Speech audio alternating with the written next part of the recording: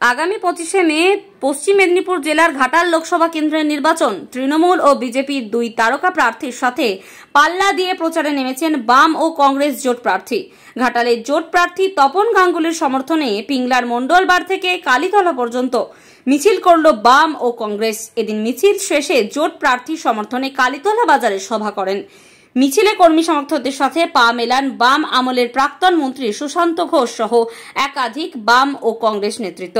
প্রাক্তন মন্ত্রী সুশান্ত ঘোষ বিজেপি ও তৃণমূলকে একযোগে আক্রমণ করে আসন্ন লোকসভা নির্বাচনে বাম প্রার্থীকে ভোট দেওয়ার আবেদন জানান। কংগ্রেসের জেলা নেতৃত্ব অভিক মহাপাত্র এবং উপস্থিত রয়েছেন আমাদের প্রার্থী তপন গাঙ্গুলি, উপস্থিত রয়েছেন আমাদের পার্টির রাজ্য কমিটির নেতৃত্ব কমরেড গীতা হাঁসদা সহ আমাদের একাধিক নেতৃত্ব বর্গ এবং আমাদের মা বোনেরা এবং আমাদের কর্মীবৃন্দ, সবাইকে আমি সংগ্রামী অভিনন্দন এবং লাল সালাম জানাই। এখন আমরা আমাদের যারা নেতৃত্ব রয়েছেন আমরা তাদেরকে বরণ করে নিব।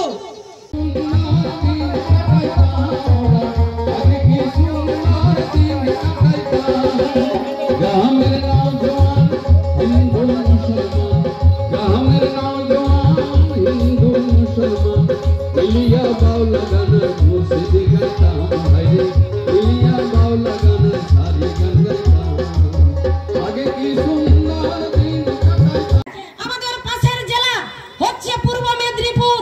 আর্জুনা বিবির কথা আপনারা সবাই জানেন। আমি আমার কথা বেশি দীর্ঘায়িত করব না। আমার মা বোনেদের কাছে আমার আবেদন যে এই সামনে আমাদের লোকসভা নির্বাচন, এই নির্বাচনে যদি টিএমসি বিজেপির দুর্বৃত্তরা যদি কোনো বাড়াবাড়ি করে, আমার মা বোনেদেরকে কোমরে কাপড়টা গুঁজে তাদের যোগ্য জবাব দিতে হবে।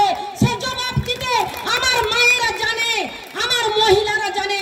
আমরা আশা করব, আমি আশা করব যে এই নির্বাচনে আমাদের সেই মহিলাদের সেই যোগ্য ভূমিকা পালন করতে হবে।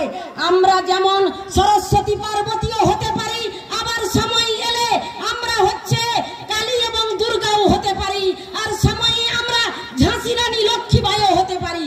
তাই আমরা যদি এটা হতে পারি তাহলে কেন মমতা এবং মোদীকে জবাব দিতে পারবো না? নিশ্চয়ই পারবো। তাই এই নির্বাচনে আপনারা সবাই হাতে হাত ধরে দাঁতে দাঁত চেপে সবাই এই নির্বাচনে লড়াই করে আমাদের যে বাম কংগ্রেস সমর্থিত প্রার্থী কমরেড তপন গাঙ্গুলিকে বিপুল ভোটে জয়যুক্ত করবেন, এই আশা রেখে সবাইকে সংগ্রামী অভিনন্দন জানিয়ে আমার কথা এখানেই শেষ করছি।